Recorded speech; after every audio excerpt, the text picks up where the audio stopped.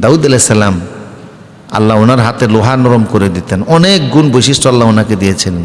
তিনি যেদিন ইন্তেকাল করেন তার জানাজায় এত লোক শরিক হয়েছিল, তৎকালীন শত শত বছরে কারো জানাজায় এত লোক শরিক হয় নাই।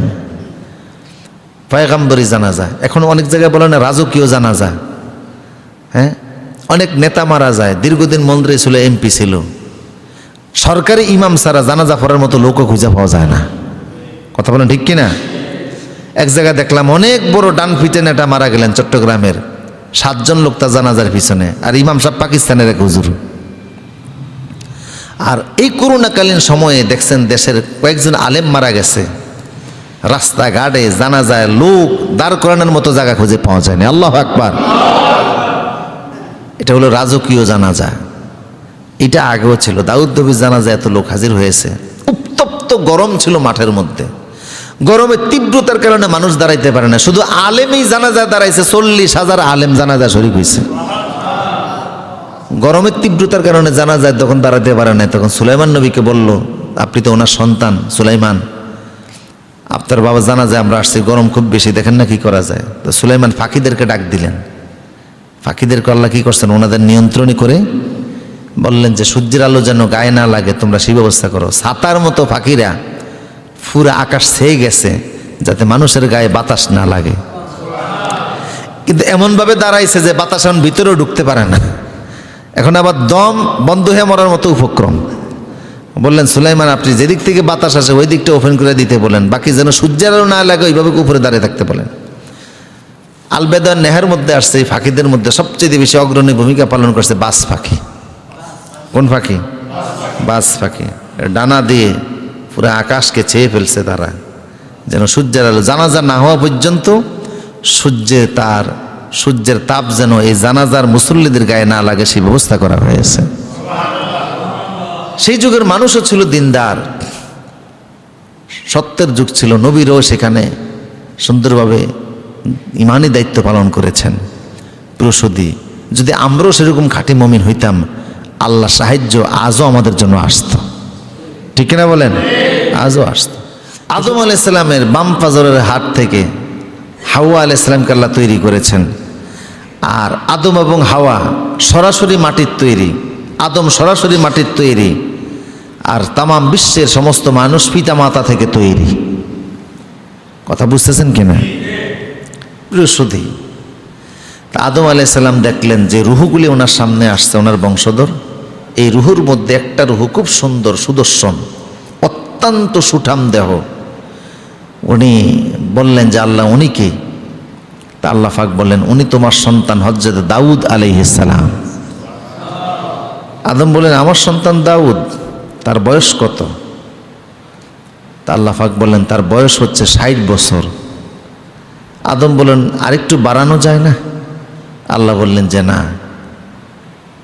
তখন আদম বললেন ঠিক আছে, আমি আমার বয়স থেকে 40 বছর ওনাকে হাদিয়া দিলাম, তাতে দাউদের বয়স হয়ে যায় 100 বছর। 60 আর 40।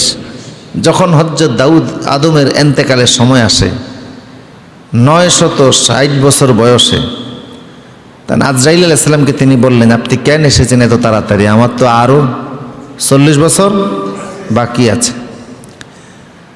ফেরেশতা বললেন না আপনার সময় তো শেষ। উনি বললেন না আরও বাকি আছে।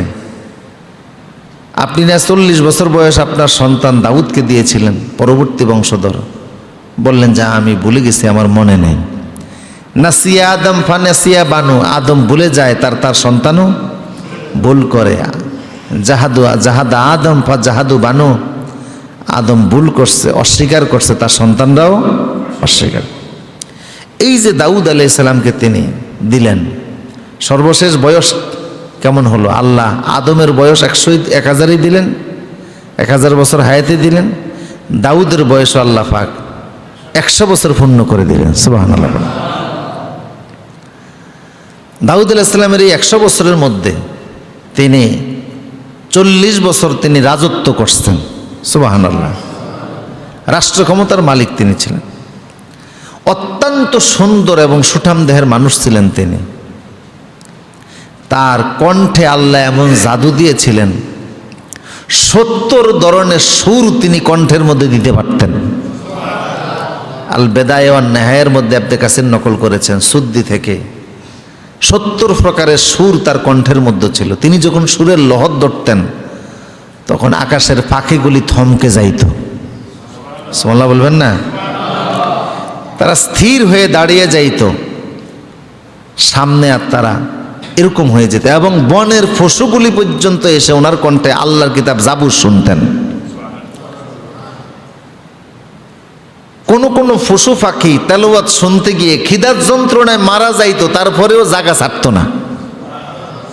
এবার চিন্তা করেন কি কণ্ঠ আল্লাহ তাকে দিয়েছিলেন। তিনি যখন কিতাব তেলাওয়াত করতেন, জাবুর তেলাওয়াত, কোনো পশু পাখিরা এসে তেলাওয়াত শুনতো, পিপাসায় খিদায় তারা মারা যেত, এরপরও খাদ্যের সন্ধানে তারা যেত না যে গেলে তো তেলাওয়াত শুনতে পারবো না, খিদায় মরতেছি মরি, তারপরেও তেলাওয়াত শুনবো।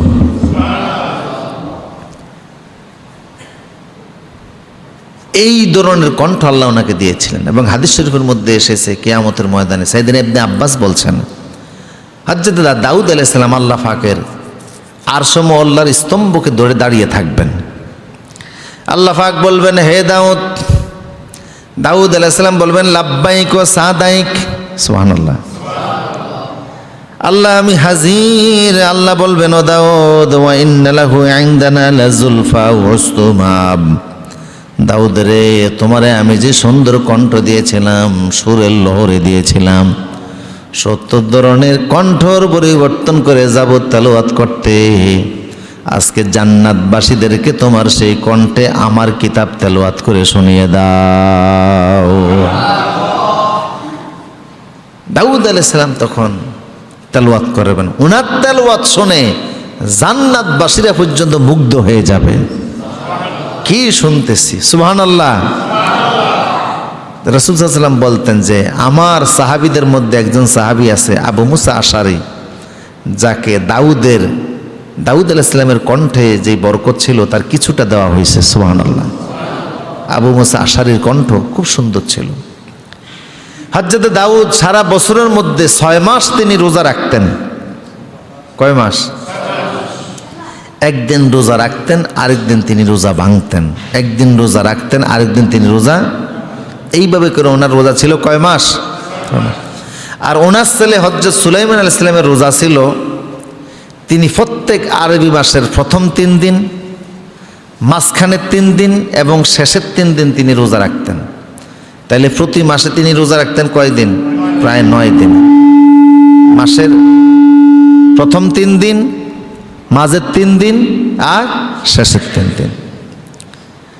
আর হযরত ঈসা আলাইহিস সালাম, ওনার কোনো বাড়িঘর ছিল না, থাকার কোনো জায়গা জমিন ছিল না, উনি সব সময় রোজা রাখতেন। উনি সারা বছর রোজা রাখতেন। ঈসা আলাইহিস সালাম সারা বছর রোজা রাখতেন। বাড়িঘর ছিল না, স্ত্রী ছিল না, সন্তান ওনার ছিল না। মরিয়ম তনয়, মরিয়ম আলাইহিস সালামের সন্তান, নাম কি? ঈসা আলাইহিস সালাম। উনি সারা বছর রোজা রাখতেন। পানি খাওয়ার জন্য একটা পেয়ালা শুধু ওনার সাথে ছিল, বাড়িঘর কিছুই ছিল না, থাকার কোনো জায়গাও ছিল না। যেখানে যেতেন রাত হয়ে যাইত, সেখানে তিনি শুয়ে পড়তেন। খাবার যা পাইতেন হালাল খাদ্য তাই খাইতেন। লোকেরা বিভিন্ন সমস্যা বললে তিনি সমাধান করে দিতেন। আওয়াজটা একটু বাড়ান, আগেরটাই ঠিক ছিল। এমনকি আপনাদের মনোযোগ আসেনি, এমনকি ওনার পানি খাওয়ার একটা পেয়ালা ছিল ঈসা আলাইহিস সালামের।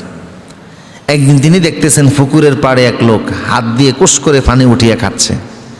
তিনি ভাবলেন পেয়ালা ছাড়াও তো পানি পান করা যায়, তাইলে আর পেয়ালার দরকার কি? পেয়ালাটাও কাঠের পেয়ালা ছিল, এইটাও পানিতে নিক্ষেপ করে দিয়ে দিলেন, যা আমি পেয়ালাও আর ব্যবহার করব না, কুশ করে পানি উঠে তারপরে পানি পান করব। আল্লাহু আকবার। রাসূলুল্লাহ বলতেন, ইজহাদ ফিদ দুনিয়া ইউহিব্বুকাল্লাহ। দুনিয়ার ব্যাপারে যদি তুমি লোভহীন হতে পারো, নির্লোভ যদি হতে পারো, তাহলে আল্লাহ নিজে তোমাকে ভালোবাসবেন। দুনিয়ার ব্যাপারে যার লোভ যত কম, আল্লাহর ভালোবাসা তার প্রতি তত বেশি। কিন্তু আমাদের লোভ বয়স যত বাড়ে লোভ তত বাড়ে। ওয়াজহাদ ফিমা ইনদান নাস ইউহিব্বুকান নাস, আল্লাহ রাসূল বলেন, আর মানুষের হাতের মধ্যে যা আছে, যে সকল সম্পদ আছে, সে সকল সম্পদের ব্যাপারে যদি তুমি লোভ না করো, দেখবা মানুষেরও তোমাকে ভালোবাসবে। যারা আছে তা অভাব নাই, এরপরও মানুষের কাছে কি পাতে? হাত পাতে। সেদিন কাশপুরে দেখলাম এক বুড়া মানুষ গাড়ি মানে মানুষের কাছে ভিক্ষা চায় এমন কায়দায়, কেউ না দিলে সমানে গালিগালাজ করে, জামাটাই না ধরে, মন্দ কথা বলে, মানে ভিক্ষা দিবি না কেন, এইটাই ফেললো। পরে এক লোকের সাথে প্রায় মারামারি লেগেই গিয়েছিল, দাঁড়িয়ে আমি দৃশ্য দেখতেছি। আরেকজন এসে বললেন যে খুব মানে একটা মন্দ কথা বলে বললেন, অশ্লীল কথা বলে বললেন যে লোকটা এই টাইপের, তার 2টা বাড়ি আছে ঢাকার শহর। এগুলো হচ্ছে পেশাদার, এরকম কিছু ভিক্ষুক আছে, আবার কিছু অনাথ এতিম অসহায় এরকম লোক আছে না, আসলেই খুব অভাব অনটনের মধ্যে আছে, এরকম লোক আছে না নাই? এখন আরো বাড়তেছে না কমতেছে? বাড়তেছে। দ্রব্যমূল্য ঊর্ধ্বগতি, সব জিনিসেরই দাম বেশি, পর্যাপ্ত কাজ নাই, খেটে খাওয়া মানুষের অবস্থা খুব খারাপ। এই জন্য সাহায্যের হাত বাড়িয়ে দেবেন, আল্লাহ তৌফিক দান করুন। আর আল্লাহ রসুলের রোজার নিয়ম ছিল, তিনি প্রত্যেক মাসের আইয়ামে বীজের রোজা যেটাকে বলে, চাঁদ যখন পূর্ণ হয় 13, 14, 15 এই 3 দিনের রোজা তিনি রাখতেন। তা রসুল বলতেন, আমরা 12 মাসে প্রত্যেক মাসে 3 দিন রোজা রাখি, আইয়ামে বীজের রোজা, তাতে 3 বার 36 রোজা হয় আমাদের, ঠিক না বলেন? রসুল বললেন, এই প্রত্যেক মাসে 3 দিন যারা রোজা রাখবে, বছরে হবে 36 দিন, তারা যেন সারা বছর রোজা রাখলো। দাউদ আলাইহিস সালামের কথা বলছিলাম, তো তিনি বছরের মধ্যে কয় মাস রোজা রাখতেন? আল্লাহ ওনাকে এমন রাজত্ব দান করছিলেন, ইহুদিদের বনি ইসরাইলীদের এমন এক পর্যায়ে তিনি আসছিলেন, যে সময় বনি ইসরাইল যা মিথ্যা শপথ, মিথ্যা কথা, ওরা তো এমনিতেই ধোঁকাবাজ, প্রতারক, বক্র চরিত্রের মানুষ, তখন এদের মিথ্যা ধোঁকাবাজি প্রতারণা আরো বেশি গুণে ছিল। এখন এত ধোঁকাবাজদের, মিথ্যাবাদীদের তিনি বিচার করবেন কেমনে? তিনি রাষ্ট্র ক্ষমতার মালিক, বিশাল বড় রাষ্ট্র ওনার। তা আল্লাহ পাক বললেন, দাউদ তোমার বিচারটাকে আমি আল্লাহ সহজ করে দিলাম। আকাশ থেকে আল্লাহ একটা শিকল পাঠাতেন, স্মরণের শিকল। আল বেদায়া ওয়ান নেহায়ার মধ্যে আসছে, ইবনে কাসির নকল করেছেন। বাইতুল মুকাদ্দাস মসজিদ যেখানে, সেখানে মসজিদের পাশেই সাখরা নামক একটা জায়গা আছে। রসুল পাক সাল্লাল্লাহু আলাইহি ওয়াসাল্লাম মেরাজে যাওয়ার সময় বাইতুল মুকাদ্দাসের ঠিক যেই জায়গাটার ভিতরে নিজের মেরাজের রাতের যেই বাহন ছিল বোরাক, ওই বোরাকের তিনি যেখানে বেঁধে রাখছিলেন, সেই জায়গাটা একটা লোহার আংটার মতো, ওটার মধ্যে জিব্রাইল আঙ্গুল ঢুকিয়ে ওইটাকে গালায়া ছিদ্র করে রসুল্লাহর বোরাকটাকে বেঁধে রাখা হয়েছিল। সুবহানাল্লাহ পড়েন। এই বাদাকালীন সময় আল্লাহ রসুল সমস্ত নবী আলাইহিস সালামদেরকে সাথে নিয়ে বাইতুল মুকাদ্দাসে 2 রাকাত নামাজ আদায় করেছিলেন, ঠিক কিনা বলেন? তো আমার প্রিয় সুধী, ওই সাখার নামক জায়গায় আসমান থেকে একটা স্মরণের শিকল আসতো, বানানোর কথা নয়, আল্লাহ ইবনে কাসির নকল করেন। কি আসতো? স্মরণের শিকল। বুঝেন তো আপনারা? তো বাদী এবং বিবাদী 2 জন যেত, একজন বাদী আরেকজন বিবাদী। এই 2 জন যাওয়ার পরে তেনারা সেখানে গিয়ে দাঁড়াতো। যে সত্যবাদী সে যখন যেত, তখন সে হাত দিয়ে শিকল ধরতে পাইতো, শিকল তার হাতে লেগে যাইত। কিন্তু যে মিথ্যাবাদী, সে হাজারো চেষ্টা করেও শিকল ধরতে পারত না। তখন প্রমাণিত হইতো কে সত্যবাদী আর কে আল বাইয়িনা। আর আমাদের জন্য এই ব্যবস্থা আল্লাহ রাখেন নাই। শিকল যদি আল্লাহ আসমান থেকে পাঠিয়ে রাখতেন আমাদের জন্য, তো এখন তো মানুষের সংখ্যা বেশি, শিকল রাখতো আরও বেশি, ঠিক কিনা বলেন? ডিস্ট্রিক্টে ডিস্ট্রিক্টে শিকল লাগতো, তাও স্মরণের শিকল। এটা নিয়ে ভাঙ্গিয়া চুরিয়া নিয়ে বাড়িতে ঢুকাইতো, চুরি করে কে বলে আল্লাহ ভালো জানে। তো সেই সময় এই স্মরণের শিকল আসতো তাদের জন্য, বিচারের জন্য। আমাদের জন্য আল্লাহ রসুল বললেন আল বাইয়্যানাতু আলাল মুদ্দাঈ ওয়াল ইয়ামিনু আলা মান আনকারা, যিনি বাদী তিনি তার সপক্ষে প্রমাণ দিবেন যে এই জিনিসটা আমার, আমি এই ব্যাপারে বাদী, আমার এই হচ্ছে সাক্ষী। আর যিনি বিবাদী তিনি শপথ করবেন, আল্লাহর নামে শপথ করে তিনি অস্বীকার করবেন যে এগুলি আমি নেই বা এর সাথে আমার কোনো সম্পর্ক নাই। এখন ওই শিকল আসমানে উঠে গেল কেন? উঠে গেছে তাও এই বনি ইসরাইলদের প্রতারণার কারণে। দীর্ঘদিন যাবৎ বিচারের মীমাংসার জন্য আসমান থেকে শিকল চলে আসতো, প্রার্থনা করলেই চলে আসতো। মামলা তো হয় দুইজনের মধ্যেই, বাদী এবং বিবাদী। যিনি সত্যবাদী, এই দুইজনের একজন তো সত্যবাদী, আরেকজন তো মিথ্যাবাদী, ঠিক কিনা বলেন? দুইজন যখন মামলা দায়ের করে দুজন সত্যবাদী না একজন? একজন সত্যবাদী, আরেকজন। এই যিনি সত্যবাদী তিনি যখন যেতেন তখন তিনি হাত দিয়ে শিকল ধরতে পারতেন, শিকল তার হাতের কাছে চলে আসতো। আর যিনি মিথ্যাবাদী শিকল তার কাছে আসতো না, তিনি ধরতেও পারতেন না। এতে প্রমাণ হয়ে যাইতো এই লোকটা মিথ্যাবাদী। দীর্ঘদিন যাবৎ এই নিয়ম চলতেছিল, দীর্ঘদিন যাবৎ এই অবস্থা চলতেছিল। হঠাৎ করে একদিন বনি ইসরাইলের ভিতরে দুই লোক একটা মুক্তা নিয়ে ঝগড়া লেগেছে। একটা মুক্তা অনেক দামি জিনিস, একজনের কাছে আমানত রেখেছিল।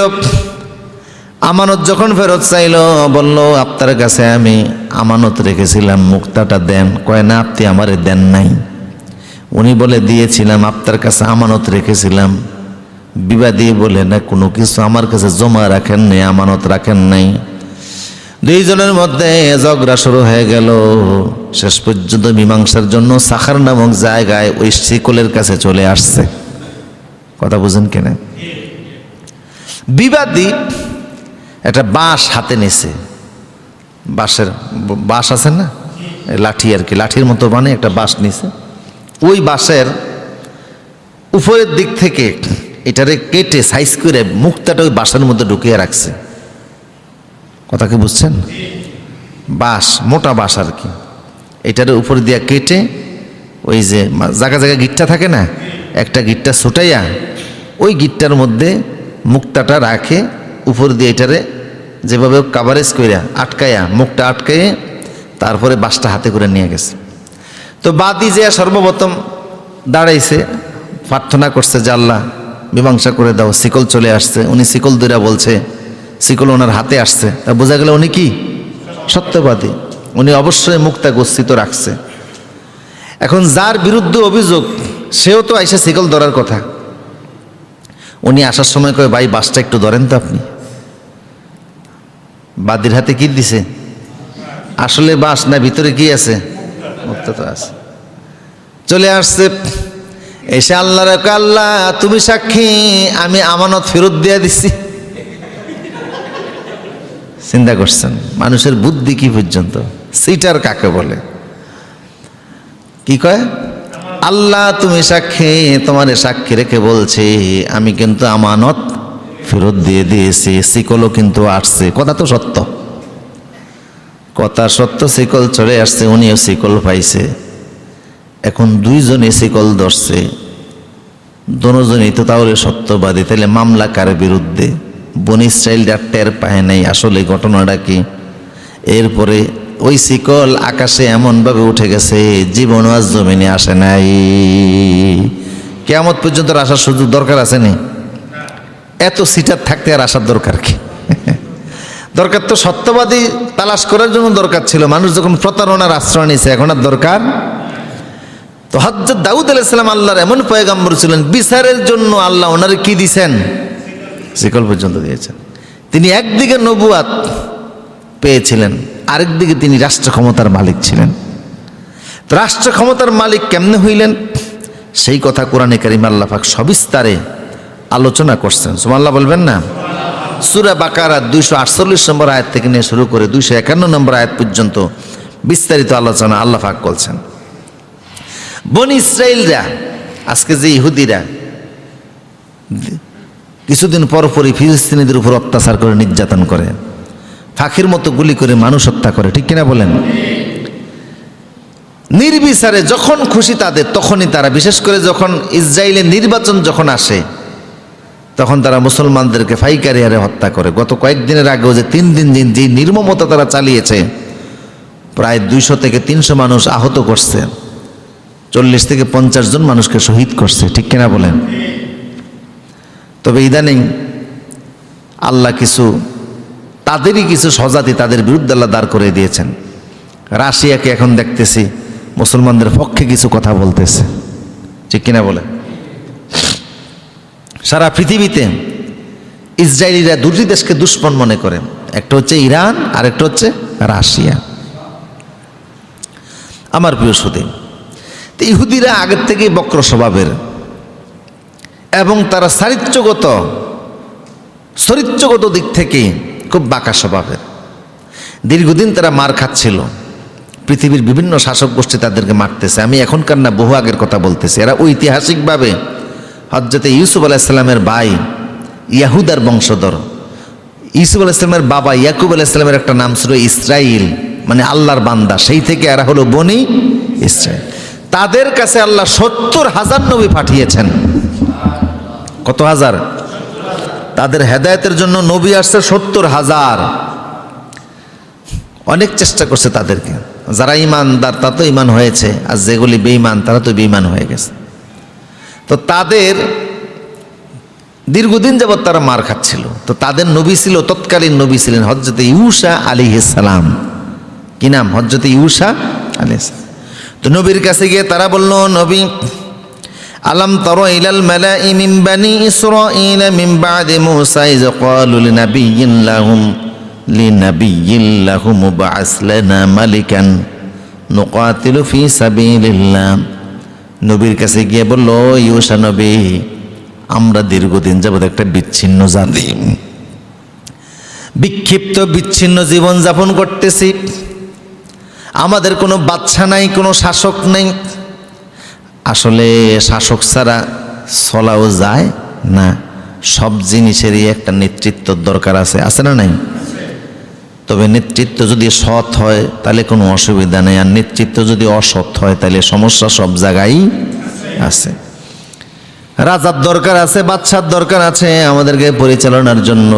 আপনি যেহেতু নবী, আমরা আপনার উম্মত, এক কাজ করেন, আমাদের জন্য একজন বাদশা বানিয়ে দেন, একজন বাদশা নির্বাচন করে দেন। নির্বাচন ভোট লাগবে না, সিলেকশন আপনি করে দেন, ইলেকশনের দরকার নাই। বুঝতেছেন কথা? কি করে দেন? ইলেকশন না, সিলেকশন। কি করে দেন? সিলেকশন করে একজন বাদশা আপনি আমাদেরকে বানিয়ে দেন, যে বাদশার নিয়ন্ত্রণে অধীনে আমরা আমাদের জীবন চলবো, তার অধীনে আমরা যুদ্ধ করবো বিভিন্ন জাতির সাথে, যাতে আমাদের অস্তিত্ব টিকে থাকে। কথা বুঝতেছেন কিনা? প্রিয় সুধী, তো ইউসা আলাইহিস সালাম বললেন, ঠিক আছে। ওয়াকালা হাল আসাইতুম ইন কুতিবা আলাইকুমুল কিতালু আল্লা তুকাতিলু। যখন বাদশা নির্বাচন করবো, আর বাদশাই যদি তোমাদেরকে নিয়ে যুদ্ধের মাধ্যমে তোমাদের দেশ অঞ্চল হেফাজত করতে চায়, তোমরা থাকবা তো, জেহাদ করবা তো? কি বলেন আমরা জেহাদ করব না? অবশ্যই বাদশা যে হুকুম করে আমরা সেই হুকুমই মেনে নেব। আমার প্রিয় সুদীপ, তো হযরতে ইউসা আলাইহিস সালাম বললেন, শোনো, আমি তো নবী মানুষ, আমি আল্লাহর হুকুম ছাড়া কিছু করি না, কিছু বলি না। আল্লাহ তোমাদের জন্য ক্বালা লাহুম নাবিয়্যুহুম ইন্নাল্লাহা ক্বাদ বা'আসা লাকুম তালুতা মালিকান। পয়গম্বর বললেন, আল্লাহ তোমাদের জন্য একজন বাদশা বানাইছে, ওই বাদশার নাম হলো হযরতে তালুত। সুবহানাল্লাহ। তালুত নামক এক লোকের আল্লাহ তোমাদের জন্য কি বানাইছে? বাদশা। তোমরা না বাদশা চাইছো সিলেকশনে, তা আল্লাহ তোমাদের জন্য বাদশা নির্বাচন করে দিয়েছেন। নাম কি? তালুত আলাইহিস সালাম। তালুত কি নাম? তালুত। তালুত নামক একজন বাদশা তোমাদেরকে দিয়েছে। ওরা কয়, আল্লাহ বাদশা দিছে আর লোক খুঁজে পাইলেন না? আল্লাহ নাউজুবিল্লাহ বলেন। এতক্ষণ বলছে যে আল্লাহ যেটা দিব আমরা ওইটাই মানবো, আর এখন কয় কি বলে যে আল্লাহর লোক খুঁজা পায় না, ওরে দিছে। ক্বালু আন্না ইয়াকুনু লাহুল মুলকু আলাইনা ওয়া নাহনু আহাক্কু বিল মুলকি মিনহু ওয়া লাম ইউতা সাআতাম মিনাল মাল। কয় যে এমন এক লোকের আল্লাহ আমাদের বাদশা বানাইছে, ওই লোক তো ধন সম্পদ আমাদের চাইতে বেশি না, গরিব মানুষ। আর বংশকুলীয় তো আমরা তার চাইতে আরও বেশি, অনেক উচ্চমানের বংশধর। তা আল্লাহ আমাদের উপরে তালুতে রেখেন বাচ্চা বানাইলো। কথা বুঝতেছেন কি না? দরকার ছিল আল্লাহ যেটা করছে আল্লাহর পছন্দ ওইটারই মেনে নেওয়া। কারণ তোমাদের দৃষ্টিতে তোমরা অনেক যোগ্য হতে পারো, আল্লাহর দৃষ্টিতে তো যোগ্য নাও হতে পারো। তবে রাসূলুল্লাহ বলছেন কিয়ামতের অন্যতম একটা আলামত হবে অযোগ্যরা চেয়ারের মধ্যে বসে যাওয়া। যেই যে চেয়ারের যোগ্য না সে চেয়ারের মধ্যে বসবে। কথা বুঝেন কি না? ইজা উস্তিদাল আমরু ফি গায়রি ফান্তাজিরুস সাআ, যে যে চেয়ারের যোগ্য না সেই চেয়ারের মধ্যে বসে যাবে, সেই চেয়ারের মধ্যে সে বসবে, নেতৃত্ব দেবে, ইউনিয়ন পরিষদ পরিচালনা করবে, মেম্বারগিরি করবে। আর এখন ফাঁসে আছে ৩-৪ জন মহিলা মেম্বার, বুট বাদাম খাওয়ান আর গল্প গুজব করার সময় কিন্তু ভালোই কাটে। কথা কোন ঠিক কিনা? পুরুষের পাশে কি আছে? মহিলা মেম্বারও আছে, সময় কিন্তু ভালোই কাটে, গল্প গুজবে কাটে। এই যে মহিলা মেম্বারগুলি গেছে কোন গ্রামে কোন এলাকায় কি উপকার করে আমি জানি না, আল্লাহই ভালো জানে। এদের দ্বারা গ্রামের কি উপকার হয়, কি হেল্প হয়, কি খেদমতটা তারা করে, জাতির কি সেবাটা তারা করে। চেয়ারম্যানদের পাশে বসে গল্প করা ছাড়া আর কোনো কাজ আছে বলে আমার জানা নাই, আমি তো দেখি নাই। আমার প্রিয় সুদীপ, যে যেই চেয়ারের যোগ্য না সেই চেয়ারের মধ্যে বসবে, যেই জায়গার যোগ্য না সেই জায়গার ভিতরে বসবে। অযোগ্যরা সমাজের নেতৃত্ব নিয়ে নেবে, ফলে কিয়ামত অতি কাছাকাছি সময় চলে আসবে। সেই অবস্থা এখন হয়েছে কি হয় নাই? সমাজে যেই জাতীয় মানুষ লিড দেওয়ার কথা তারা আস্তে আস্তে পিছনে চলে যাচ্ছে। যাদের পেশি শক্তি বেশি, সন্ত্রাসী শক্তি বেশি, ওরা এখন নেতৃত্বের মধ্যে আছে। ঠিক কিনা বলেন? টাকার শক্তি, পেশি শক্তি, ঠিক কিনা বলেন? ওদের সামনে অনেক সময় মানুষ সত্য কথাও বলতে পারে না। কি মুসিবতের সময় চলে আসছে, রসুলের কথা হুবহুব মিলে যাচ্ছে, একটা কথাও বাদ দেওয়ার কোনো সুযোগ নাই। আমার প্রিয় সুদীপ, তা আল্লাহ বললেন তোমাদের জন্য দিলাম আমি তালুত। তারা কয় তালুতের চাইতে বাচ্চা হওয়ার যোগ্যতা আমাদের বেশি, তার চাইতে আমাদের সম্পদ বেশি, কারণ সে গরিব মানুষ, আমাদের তো অনেক সম্পদ। আল্লাহ পাক বললেন ইন্নাল্লাহু আস্তাফাহু আলাইকুম ওয়া জাদাহু বাসতাতান ফিল ইলমি ওয়াল জিসমি। আল্লাহ পাক বললেন আল্লাহ যারে পছন্দ করেছেন তোমরা সম্পদ দিয়ার বংশ দিয়ার নেতৃত্ব তালাশ করতেছো, অথচ এলেম আল্লাহ তার মধ্যে তোমাদের চাইতে বেশি দান করে দিয়েছে। শারীরিক যোগ্যতার এলেম আল্লাহ তার মধ্যে দিয়েছেন। সুতরাং যার জ্ঞান যত বেশি সে তত, যার জ্ঞান বেশি সে হবে সমাজের নেতা, যার এলেম বেশি সে হবে সমাজের নেতা। অথচ আজকের জ্ঞানী আলেমরা জেল জুলুমের শিকার, নির্যাতনের শিকার। আর যাদের এলেম কালাম কিছুই নেই তারা এখন নেতৃত্বের বড় আসনে আছে। ঠিক কিনা বলেন? কেমন এক পরিস্থিতির মধ্যে আমরা আছি। বৈধ বৌনিয়া রিসুটে গেলেও মামলা খায়া ধরা খায়া বিপদে মুসিবতে পড়ে, আর অন্য নায়ক নায়িকাদের সঙ্গে কথা বলতে যে টেলিফোন ফাঁস হয়ে যায়, এরপরও মামলা তো দূরের কথা, জামায়া ধরে তারা থাকে।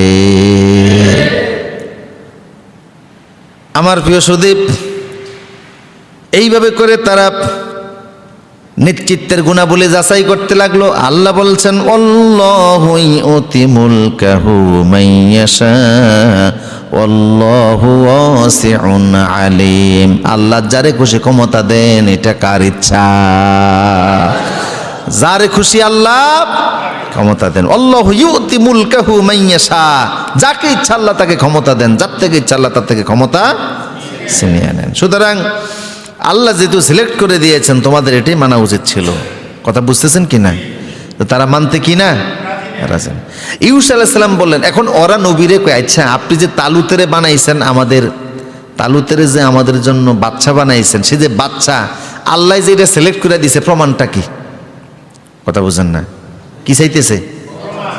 তো ইউসুফ আলাইহিস সালাম বললেন প্রথম প্রমাণ হলো আমার কাছে একটা লাঠি আছে, যে ব্যক্তি এই লাঠির মাপে আসবে আমি তারে বাচ্চা ঘোষণা দেব। যাও তোমরাও যদি আসো, যে আসবে, তোমরা তো বলছো যোগ্যতায় তোমরাও অনেক আগে আছো, কে যোগ্য কে অযোগ্য লাঠির মাপ বলে দেবে। লাঠির যার শরীরের মাপে আসবে সে কি হবে? বাচ্চা হবে। তো তোমাদের এত মানুষের মধ্যে তো হওয়ার কথা। 2, আমার এখানে একটা শিং আছে, ইবনে কাসির লিখেন এই শিংটা যে কোনো প্রাণীর শিং হতে পারে, এর মধ্যে একটু তৈল ছিল।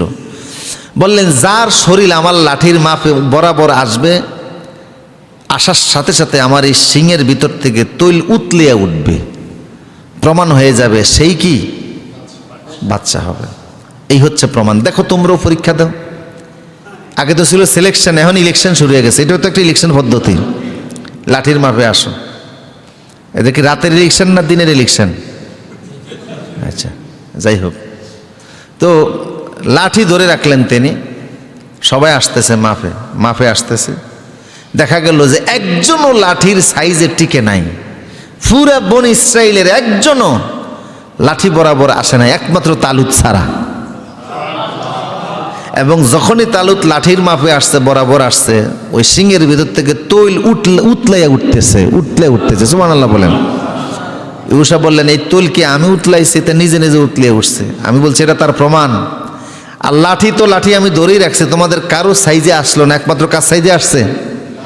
তালুতের সাইজে আসছে। বোঝা গেল সে তোমাদের বাচ্চা। ওরা এখনো মানতে পারে না। কথা বুঝতেছেন কি না?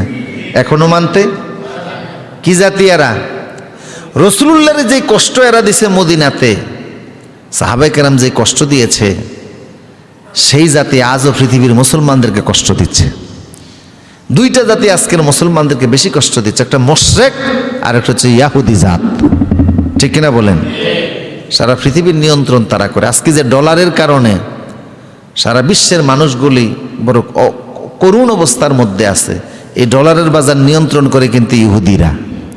কারা নিয়ন্ত্রণ করে? ইহুদিরা। সারা বিশ্বের ডলারের বাজার তারা নিয়ন্ত্রণ করে। তাদের কারণে বিশ্বের সব দেশের মানুষ এখন অর্থনৈতিকভাবে বিধ্বস্ত। আমার প্রিয় সুধী, এই হযরত দাউদ আলাইহিস কোরআন এবার আল্লাহ পাক বলতেছেন, এগুলি কি বানানো কথা না, কিসের কথা? কোরআনের কথা। আল্লাহ পাক বললেন তালুত যে তোমাদের বাচ্চা, তার দ্বিতীয় প্রমাণ হচ্ছে তালুতকে যখন বাচ্চাই তোমরা গণনা করে নিবা, গণ্য করে নিবা, তখন তালুতের সম্মানে একটা সিন্দুক তোমাদের কাছে আসবে। কথাটা কিন্তু কোরআনের কথা, সূরা বাকারার কথা। একটা সিন্দুক তোমাদের কাছে আসবে। আইয়াতিয়াকুমুত তাবুতু ফীহি সাকিনাতুম মির রাব্বিকুম ওয়া বাকিয়াতুম মিম্মা তারাকা আলু মূসা ওয়া আলু হারুন। জোরে বলুন সুবহানাল্লাহ। আইয়াতিয়াকুমুত তাবুতু ফীহি সাকিনাতুম মির রাব্বিকুম ওয়া বাকিয়াতুম মিম্মা তারাকা আলু মূসা ওয়া আলু হারুন। আল্লাহ পাক বললেন তোমাদের কাছে একটা সিন্দুক আসবে। এই তালুতের কারণে, তালুতকে তোমরা বাচ্চা মেনে নেওয়ার কারণে একটা সিন্দুক তোমাদের কাছে আসবে। যেই সিন্দুকটার ভিতরে তোমাদের অনেক গুরুত্বপূর্ণ জিনিস আছে। একটা সিন্দুক, সিন্দুক বানিত বাক্স, তাই না? এই সিন্দুকের মধ্যে তোমাদের ওই যে আগের নবী ছিলেন মূসা, সেই মূসার উপর আমি আল্লাহ যে কিতাব নাযিল করেছি তাওরাত, তক্তার ফলকের মধ্যে তাওরাত লিখিত ছিল। ওই সিন্দুকটার মধ্যে সে তাওরাত তোমরা পাবা। সুবহানাল্লাহ, আরো বলুন সুবহানাল্লাহ। তোমাদের মূসার যে লাঠিটা ছিল, একটা লাঠি ছিল না? আল্লাহ পাক বললেন ওমা তিলকা বিয়ামিনিকা ইয়া মূসা ক্বালা হিয়া আসাই আতাওয়াক্কাউ আলাইহা ওয়া আহুশু বিহা আলা গনামি ওয়া লিয়া ফীহা মাআরিবু উখরা। ওই যে একটা লাঠি ছিল, আল্লাহ জিজ্ঞেস করছে মূসা তোমার হাতে ওটা কি? কয় লাঠি। আমি কত কাজ করি এটা দিয়ে। হিয়া হাইয়াতুন তাসআ, এটা কখনো কখনো মোকাবেলা করতে গিয়ে লম্বা সাপ হয়ে যায় আর পৃথিবীর জাগতিক সমস্ত ঔলিক সাপগুলোকে বক্ষণ করে ফেলে। কি মুজিজা এক লাঠির মধ্যে। এই লাঠিটাও সেই সিন্দুকের মধ্যে আছে। পূর্বেকার নবীদের ব্যবহারকৃত অনেক গুরুত্বপূর্ণ জিনিস আছে। বিশেষ করে একটা তস্তরি আছে। তস্তরি হচ্ছে স্বর্ণের, যেটা জান্নাত থেকে পাঠানো একটা স্বর্ণের পাত্র। ওই পাত্রটার মধ্যে আল্লাহ নবীদের বক্ষ মোবারকের দৌত করতেন, সুবহানাল্লাহ, যেটাকে সিনা শাক বলা হয়। রাসূল সাল্লাল্লাহু আলাইহি ওয়াসাল্লামের সিনা শাক হয়েছে 4 বার। কয়বার? এই সিনা শাকের যে তস্তরিটা, যেটার মধ্যে সিনা শাক করা হতো পানি দিয়ে, ওইটাও এই সিন্দুকের মধ্যে আছে। এইগুলি নবীরা ব্যবহার করছেন। তো নবীদের গুরুত্বপূর্ণ ব্যবহারিক জিনিসপত্র সিন্দুকের মধ্যে আছে। তোমাদের পূর্বের বনী ইসরাইল যারা ছিলেন, এই সিন্দুক নিয়ে যেই মাঠে তারা যাইতো, দোয়া করত, সাথে সাথে আল্লাহ এর খাতিরে তাদেরকে বিজয় দান করত।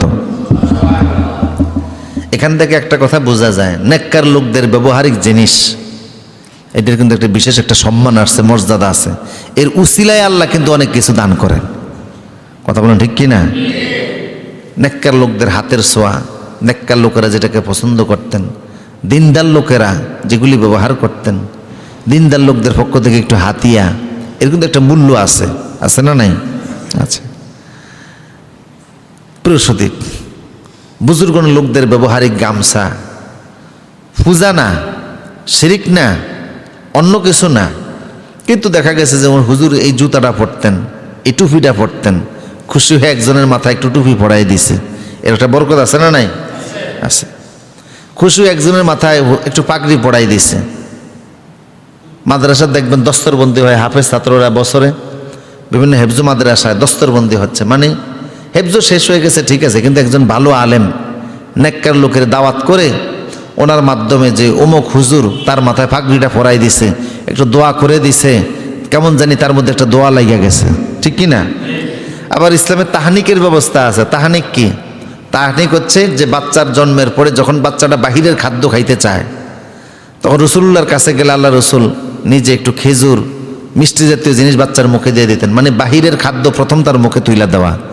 এবং সাহাবা কেরামের আমল থেকে প্রমাণিত আছে যে তাহানিকের সময় বাচ্চার জন্য যেই দোয়া করা হয় সেই দোয়া আল্লাহ দরবারে মঞ্জুর হয়ে যায়। তাহলে আমার প্রিয় সুদীপ, বুঝতেছেন আপনারা কথা? তো নবীদের ব্যবহারিক জিনিস সেখানে আছে, সেই সিন্দুকের মধ্যে আছে।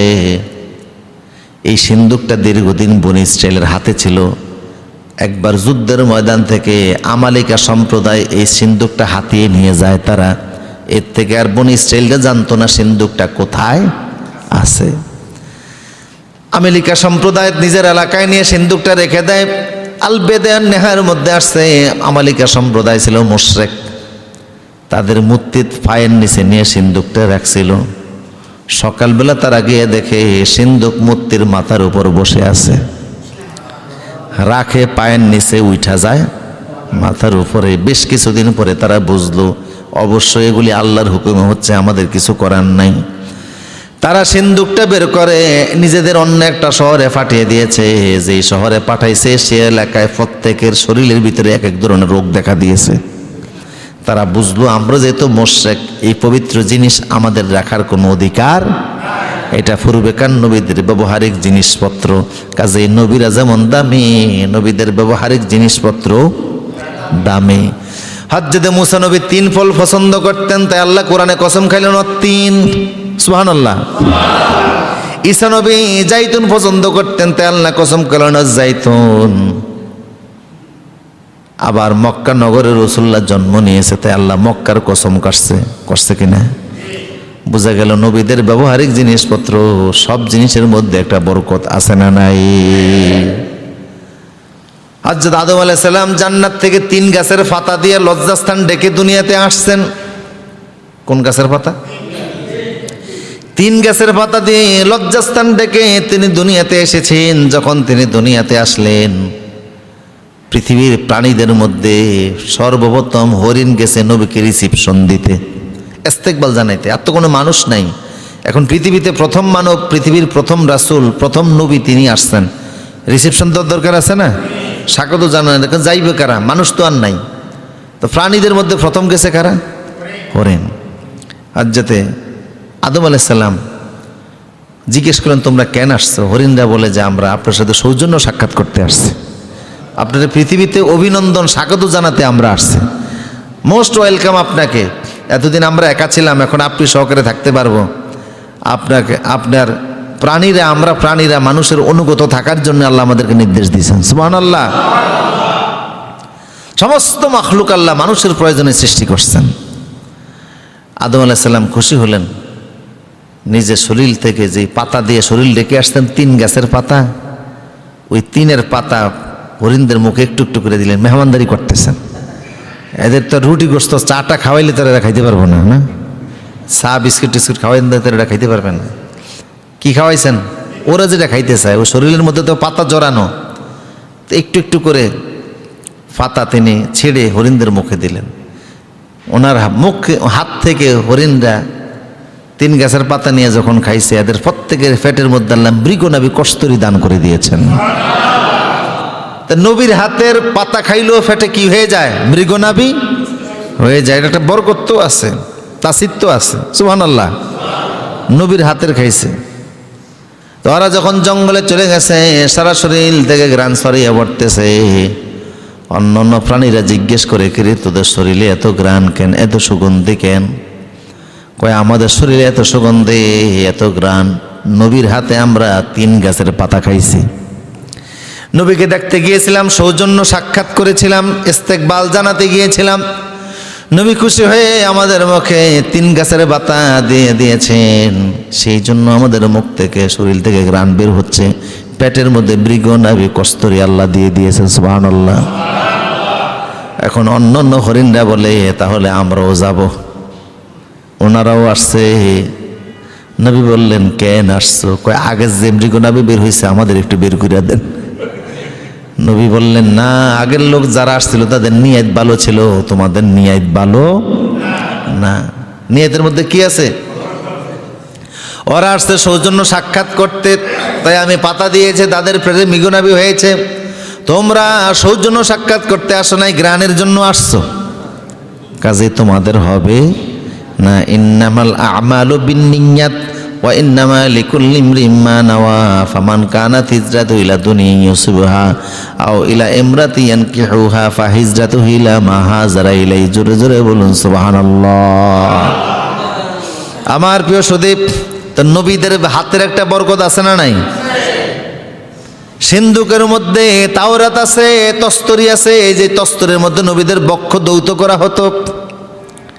লাঠি আছে। ওই সিন্ধুকটা যে এলাকায় মোশরিকরা নেয়, সে এলাকার ভিতরে বিপদ দেখা দেয়, তখন আমালিকা সম্প্রদায় বুঝলো এটা আমাদের এলাকায় রাখার আর কোনো সুযোগ নাই। এগুলি যদিও গল্প, কিন্তু কোরআন হাদিস থেকে রিলেটেড, বাজে মন্তব্য করার কোনো সুযোগ নাই। এগুলি সমস্ত কথাগুলি আল বেদায়ান নেহায়ের মধ্যে আসছে। সহিহ সনদে ইবনে কাসির বর্ণনা করছেন। কথা বুঝতেছেন কিনা আমার প্রিয় সুদীপ? তো সিন্ধুক শেষ পর্যন্ত আমালিকা সম্প্রদায় 2টা গাভীর উপরে সিন্ধুকটা বেঁধে বনে ইসরায়েলের এলাকার দিকে হাঁকিয়ে দিয়েছে। 2টা গাভীর উপরে সিন্ধুকটা বেঁধে বনে ইসরায়েলের এলাকার দিকে হাঁকিয়ে দিয়েছে গাভী 2টাকে। আল্লাহ পাক কোরআনে বলছেন তাহমিলুহুল মালাইকা। বাহ্যিক দৃষ্টিতে দেখা গেছে গাভী 2টি সিন্ধুক হাঁকে আনতেছে, আসলে গাভী না, আমি আল্লাহর পক্ষ থেকে ফেরেশতা। ওই যে ইউসা নবী ওদেরকে ওহির মাধ্যমে বলছে তালুত তোমাদের বাদশা। এর অন্যতম প্রমাণ হলো তালুতের বাচ্চা হিসেবে মেনে নিলে তোমাদের সেই হারানো সিন্ধুক আল্লাহ তোমাদের কাছে পাঠিয়ে দিবে। কথা বুঝতেছেন কিনা? এখন আল্লাহ কি আনতেছেন? সিন্ধুক পাঠাচ্ছেন, আসতেছে না? সিন্ধুক যখন আসছে, ওরা সিন্ধুক খুলে দেখে নবী যা বলছে হুবাহুব তাই আছে। ওরা প্রমাণ পাইল, তাইলে নবীর কথা মিথ্যা না। আসলে তালুত আমাদের জন্য কি? বাচ্চা। তালুত আমাদের কি? বাচ্চা না মানে আর কোনো উপায় আছে? কয়টা প্রমাণ পাইছে? প্রমাণ পাইছে না তারা? একদিকে লাঠির মাপে আসছে, দ্বিতীয়ত সিংহের তেল উঠলে উঠছে, তৃতীয়ত নবী বলছে তালুতের বাচ্চা মানলে তোমাদের সেই হারানো সিন্ধুক আসবে, যে সিন্ধুক নিয়ে যুদ্ধের ময়দানে গেলে অবশ্যই আল্লাহ কি দান করেন? বিজয় দান করেন সিন্ধুকের সম্মানে। সুবহানাল্লাহ বলেন সুবহানাল্লাহ। আমার প্রিয় সুধী, এখন সেই সিন্ধুকটা আছে কোথায়? এই একটা ঐতিহাসিক প্রশ্ন। ঈসা আলাইহিস সালাম যখন পৃথিবীতে আসবেন, সারা পৃথিবী তিনি বিজয় করবেন। বর্তমানে জর্দানের জিহুন নদীর নিচে ওই সিন্ধুকটা আছে। কারো কারো বর্ণনা, বিভিন্ন ধরনের বর্ণনা, কিছু আছে কথিত বর্ণনা, কিছু আছে বিশুদ্ধ বর্ণনা। তো সিন্দুকটা কোথায় আছে সেটা কনফার্ম না, কারো কারো মতে জর্দানের জিহুন নদীর নিচে আছে।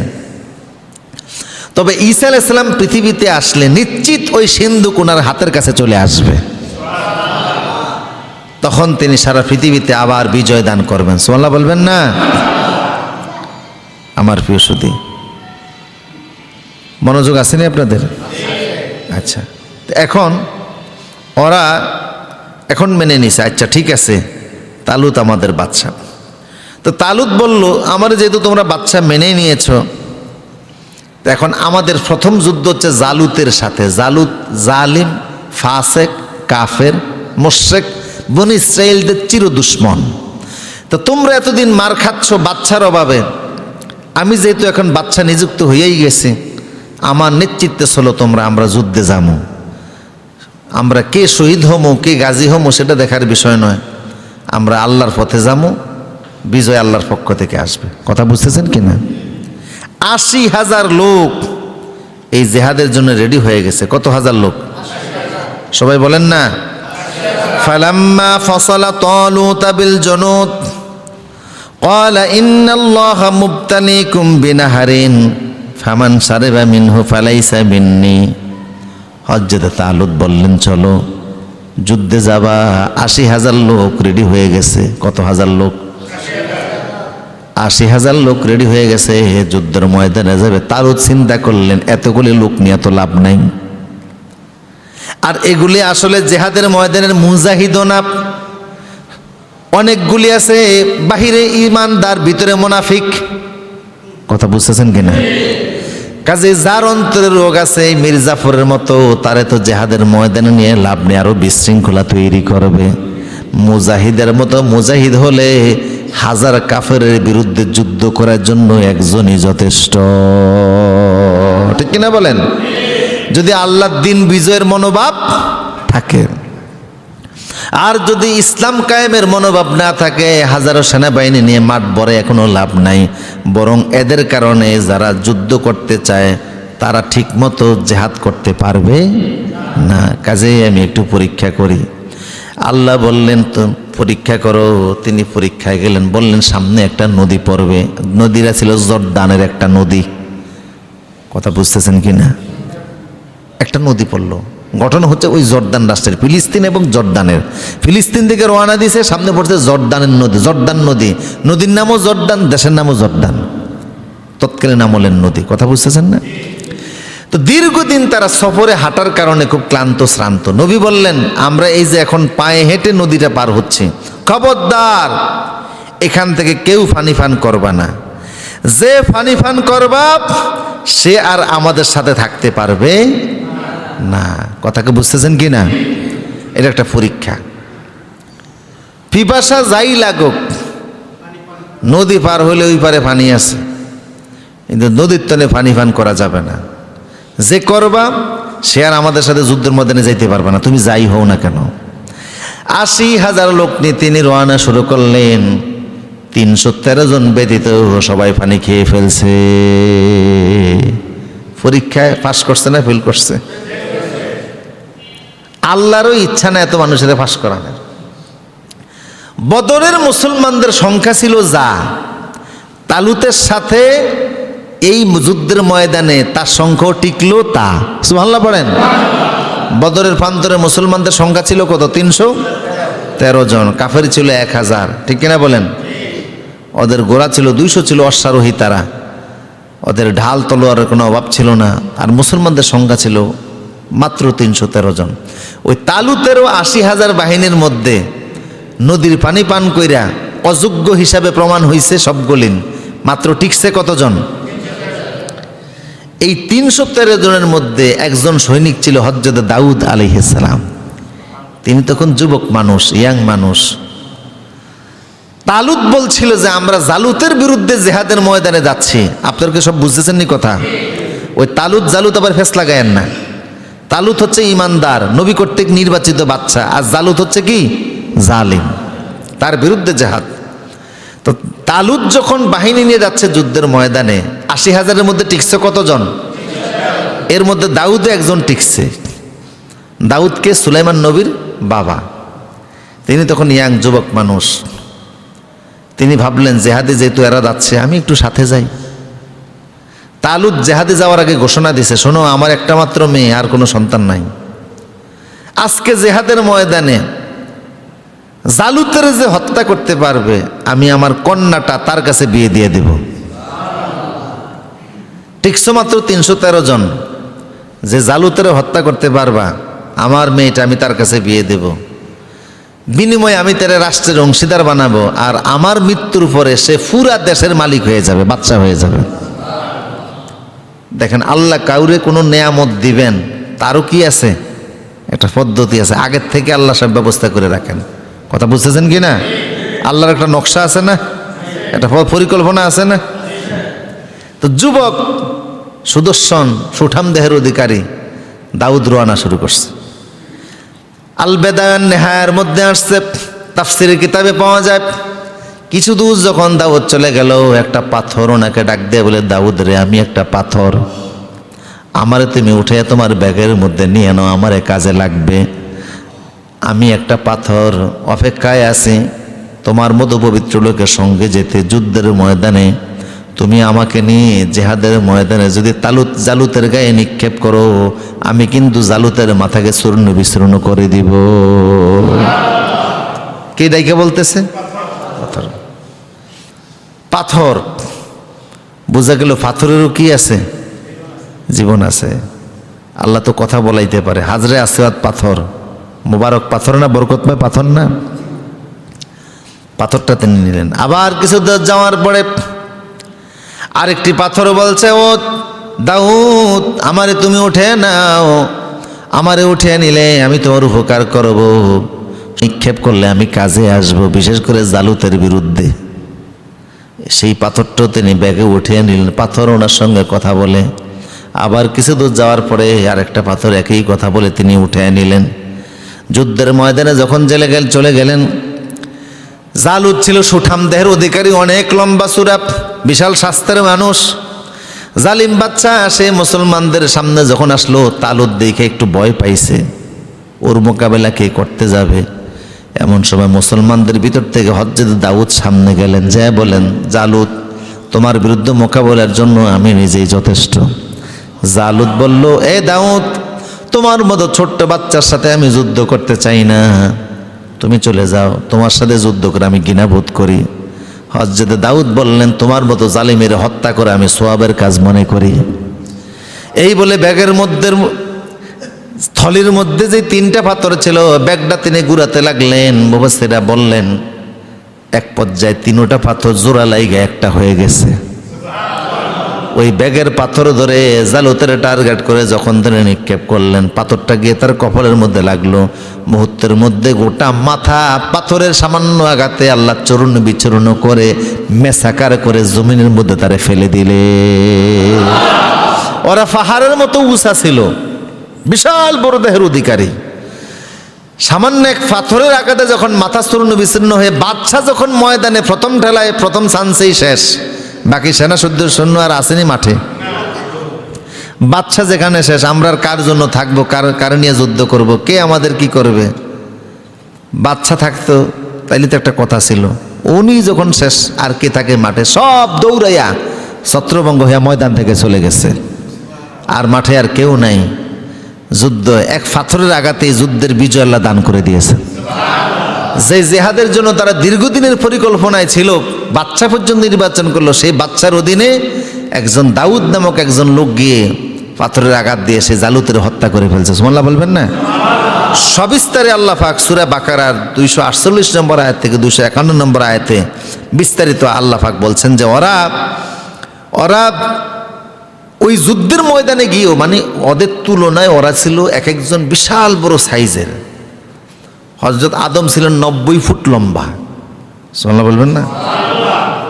ক্রমান্বয়ে মানুষের সাইজ ছোট হচ্ছে। আদম কত ফুট লম্বা ছিলেন? 90 ফুট লম্বা ছিলেন। আর এখন মানুষ কত? সর্বোচ্চ 6 ফুট, 6.5 ফুট না? তো এরকম 90 ফুট লম্বা একটা মানুষ, চিন্তা করেন। এবদে বুতুতা বলছেন যে আমি যখন শ্রীলঙ্কার ওই শরণদ্বীপ নামক পাহাড়ে গেলাম, অ্যাডামস পিক, যে পাহাড়টাকে বলে অ্যাডামস পিক, ওই পাহাড়ে গিয়ে দেখি যে ওই পাহাড়টার পায়ের যে সাফ, আদমের পায়ের সাফ, তিনি দেখেন যে এটা 7 ফুট লম্বা, 2.5 ফুট চওড়া। কিসের সাফ? তাইলে যদি যেই লোকটার পা লম্বা হয় 7 ফুট পায়ের পাতাটা, আর 2.5 ফুট হয় প্রস্থে, এই লোক মিনিমাম 90 ফুট বা তার বেশি লম্বা হইতে পারে। এটা আদম ছাড়া আর কেউ না। এবদে বুদ্ধ এইভাবে প্রমাণ করছেন। অবশ্যই এই পাহাড়ের অ্যাডামস পিক, যেটা শ্রীলঙ্কার, এই পাহাড়ের পায়ের ছাপ পৃথিবীর অন্য কোনো মানুষের না। কার পায়ের ছাপ? আদমের পায়ের ছাপ। তিনি ওই পায়ের ছাপের মাপ পর্যন্ত নিয়ে আসছেন। তা আদম 90 ফুট লম্বা ছিলেন, এটা আমরা হাদিসের মাধ্যমে জানি। খলাকাল্লাহু আদম আলা সূরাতিহি ও তাউলহু 60 জিরাআন, এটা তো আমরা হাদিসের মাধ্যমে জানি। কিন্তু এটা কিভাবে আসলো?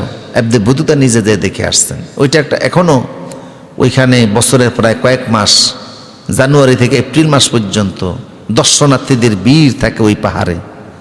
হিন্দুরাও যায়। হিন্দুরা দাবি করে এটা শিবের পায়ের চিহ্ন, বৌদ্ধরা দাবি করে গৌতম বুদ্ধের পায়ের চিহ্ন, মুসলমানরা বিশ্বাস করে যে এটা আদম নবীর পায়ের চিহ্ন। কিন্তু ওদের খ্রিস্টানদের কাছে, হিন্দুদের কাছে, বৌদ্ধদের কাছে এটার কোনো প্রমাণ নাই, কোনো আলামত নাই। ঐতিহাসিকভাবে মুসলমানদের কাছে এর কি আছে? অনেক প্রমাণ আছে, অনেক প্রমাণ আছে।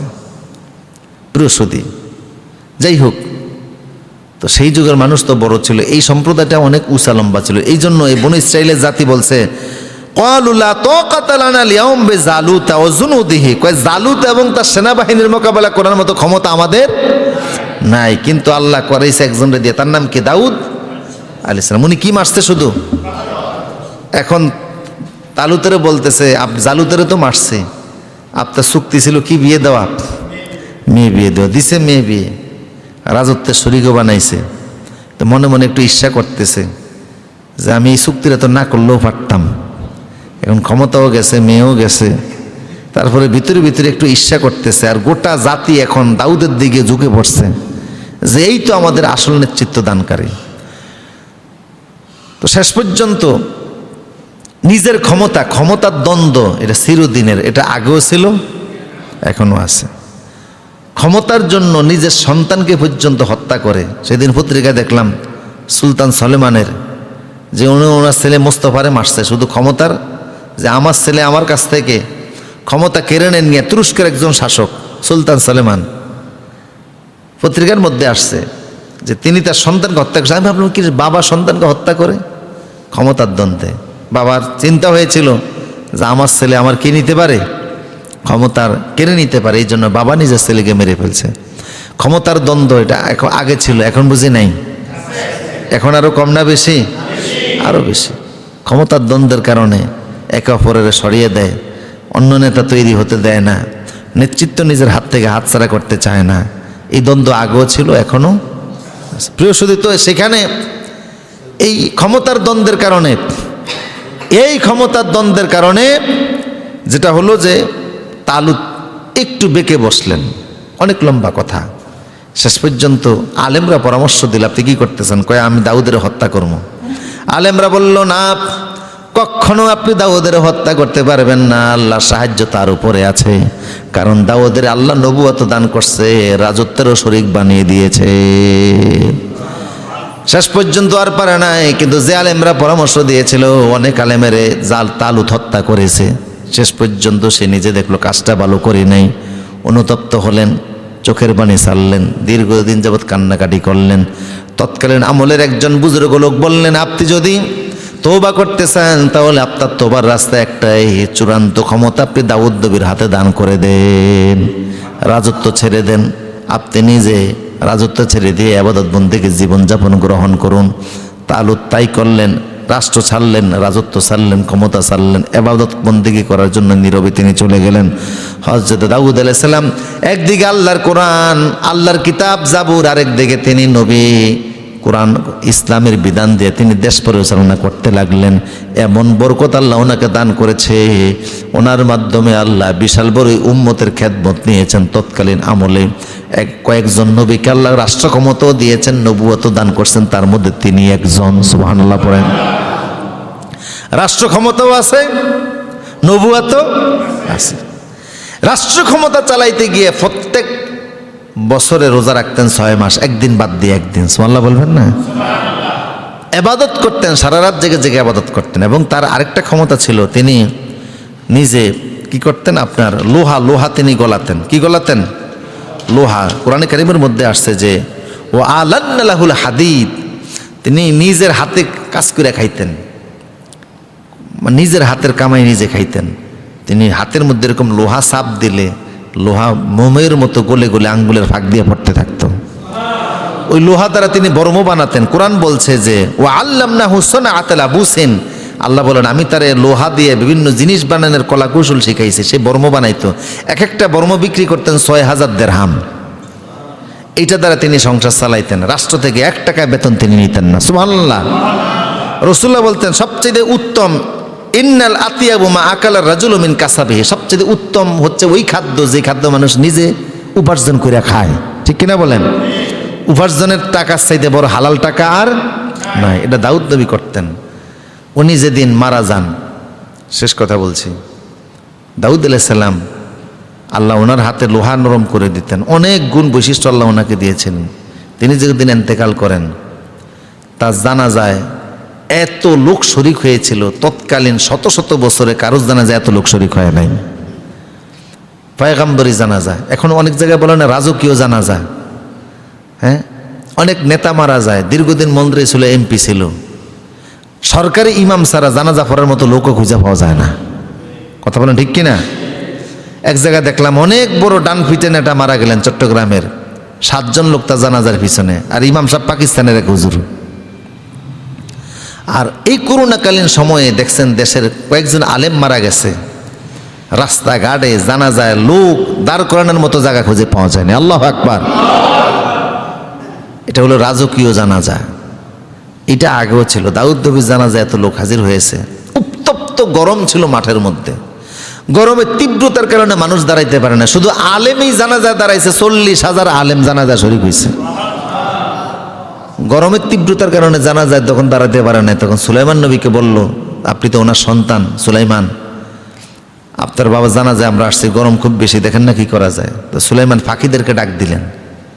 ফাঁকিদেরকে আল্লাহ কি করছেন, ওনাদের নিয়ন্ত্রণই করে বললেন যে সূর্যের আলো যেন গায়ে না লাগে, তোমরা সেই ব্যবস্থা করো। ছাতার মতো ফাঁকিরা পুরা আকাশ ছেয়ে গেছে যাতে মানুষের গায়ে বাতাস না লাগে, কিন্তু এমনভাবে দাঁড়াইছে যে বাতাস এখন ভিতরেও ঢুকতে পারে না। এখন আবার দম বন্ধ হয়ে মরার মতো উপক্রম। বললেন সুলাইমান, আপনি যেদিক থেকে বাতাস আসে ওই দিকটা ওপেন করে দিতে বলেন, বাকি যেন সূর্যের আলো না লাগে ওইভাবে উপরে দাঁড়িয়ে থাকতে বলেন। আলবেদার নেহের মধ্যে আসছে, এই ফাঁকিদের মধ্যে সবচেয়ে বেশি অগ্রণী ভূমিকা পালন করছে বাজ পাখি। কোন পাখি? বাজ পাখি। ডানা দিয়ে পুরো আকাশকে ছেয়ে ফেলছে তারা, যেন সূর্যের আলো জানাজা না হওয়া পর্যন্ত সূর্যের তাপ যেন এই জানাজার মুসল্লিদের গায়ে না লাগে সেই ব্যবস্থা করা হয়েছে।